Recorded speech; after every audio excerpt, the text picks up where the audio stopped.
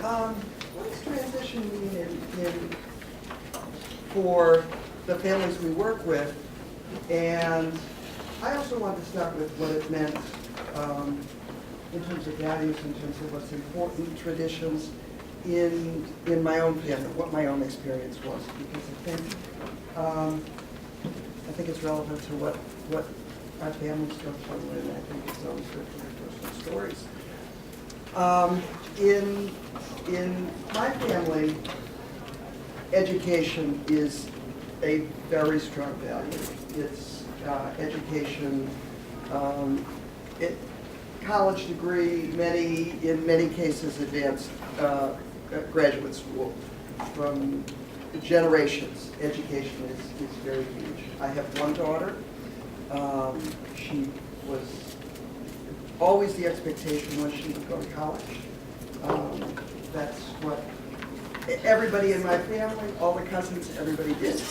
And she was headed that way until she hit her sophomore year in a large urban school system and really developed very serious mental health and substance abuse problems. And failed her junior year, was hospitalized, had to repeat her junior year, and then basically spent her senior year at home on home tutoring because she was so anxious she couldn't go to school. While all my friends, my family, the cousins, I have a very strong church community. Everybody celebrated their children going to, their graduation parties and high school graduation. She didn't want to do any of that, and I understood it. All of her friends had graduated a year ahead. She didn't want any of that. We had a simple family dinner, and for me at that time, I was still dealing with, this is what we do in my family. This is what my community does. And there must be something wrong with me. I've not been a good enough parent. It was incredibly sad for me to see her struggle when I knew she is so bright and talented, and I felt very helpless. And I pushed her to go to the local community college in the fall. She really didn't want to go. She went because I pushed it. Of course, it wasn't the big to do. You can predict what happened probably. She ended up just not going to classes, which I didn't know. Basically dropping out, but not telling me until after the withdrawal date. So, of course, the tuition money's gone. And I had to start learning and learning the hard way that it's what she's going to do is what she's going to make the choices. I can't make those choices for her. That she had to make her choices and she had to find her way. And as a parent, I can tell you that was incredibly difficult. And I've been in this business. I worked for 26 years for DMH. I was children's director in the Northeast. I have been in the business. And I could say to other families, but it's a whole different story when it's yourself and your own family. And she struggled a lot for 4 or 5 years. Wound up pregnant, father not involved, in a terrible situation. I moved her into my home. She was like 7.5 months pregnant. She gave birth in December of '07 to an absolutely beautiful, wonderful boy. They are still with me. He'll be 5 in December. She turned her life completely around. She decided to try the community college again, 2 classes, really easy ones, not quite sure. And now she's in her senior year at university. She's majoring in biology. She's wants to get her graduate degree and make a PhD and go into research. She has a cousin who's doing cancer research at Sloan Kettering in New York, and she's kind of a mentor and encouraged her. She loves her classes. She's taking this fall virology, genetics, organic chemistry, Wow. and is doing research with her cell bio professor.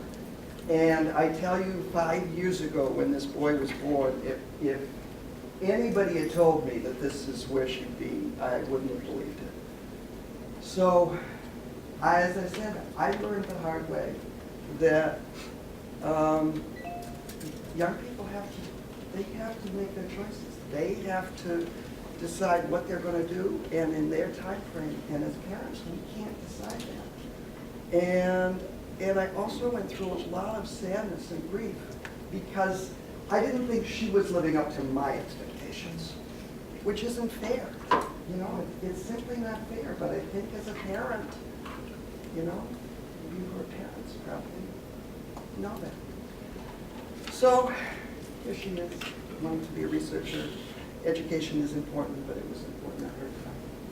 Her time frame, not mine. And she's a wonderful parent. And it's absolutely joy in my heart. So that's my story around transitions and what we went through in my family and how I had to really look at it. I had to look at myself. And I think that that's relevant because I think a lot of our families can go through, you know, not the same story, but some of the same feelings. And so at this point, I just want to open it up for discussion to talk about either your own experiences, and not necessarily that, you know, you're not all parents of children necessarily with extra challenges, but so also talk about what's important in your family in terms of the traditions and values of moving on, and also maybe what you see in some of the families you work with, some of the struggles. And I definitely want to hear from the young adults, but I'm not going to put you on the spot. And if you want to talk, you can talk, and it's going to be totally up to you. So does anybody have any thoughts, reactions, their own experience or experience with families?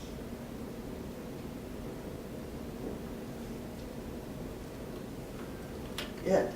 You know, first of all, I thank you. I think that's, you know, very, thank you for sharing, you know, with us about your daughter, and I really appreciate that. I just really also strike about in terms of you open it up and saying, you know, this is your expectation, you know, of your child. And I wonder, you know, what other people think, because I think I very quickly mentioned that the first time when I met you all that, you know, my brother committed suicide and, you know, was successful, unfortunately. So you never had an opportunity as a family, you know, to talk about, you know, what does that mean? And I think part of it is the family unwillingness to talk about it, you know, except myself. But I think it's kind of, in a sense, there's so much expectation of our children. And then, of course, we put that on them. And the question is also, you know, what does that mean, you know, from, you know, the young adult's perspective as well. Again, not to put anyone on the spot, but I think that's really the important part of trying to understand from the expectations of parents, caregivers, as well as what's the expectation, you know, if I have, you know, mental illness. One of the things that I did not say about myself is that when I was in college as a young adult, I spent probably about a whole semester in my dorm, you know, with window shades drawn, total pitch dark. I had no interest in terms of going to classes. I had no interest of eating. I basically locked myself in the dark room for many, many days, you know, throughout the semester. So again, you know, it is, you know, I reflect back, you know, what happened to me, you know, because my family also was very critical about educational success. And that has tremendous impact on me, not only dealing with my brother's suicide, but my own, you know, mental health issues or mental illness. You know, I was truly, you know, at a time of major depression. So I guess I'm just curious in terms of I think we all can share some of these experiences, that we can learn from it, so that we can really, in some sense, how to work better, how to, partner better in, parents and young adult relationship.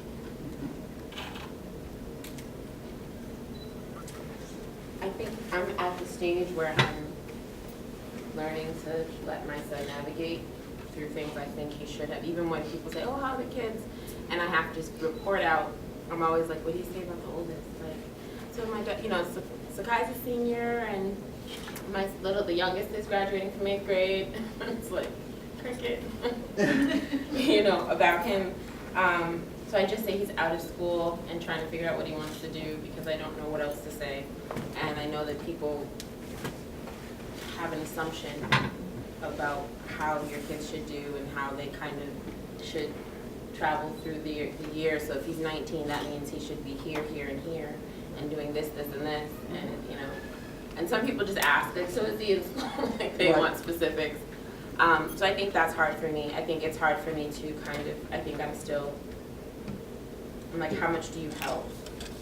When he gets himself into trouble, when he puts himself in positions where he has no money, or he's thought it was a great idea to go to New York with a backpack and a dream, and now he's stuck without a ticket because the ticket he bought was only one way. And I'm like, do I call and put a new ticket on my credit card? He's on some woman's phone in, Port Authority, literally. Oh, like that? Literally, no, not this one, but literally this happened to us. And so I think I struggle for myself. And how much do you allow them to see what they're creating for themselves? And I think I struggle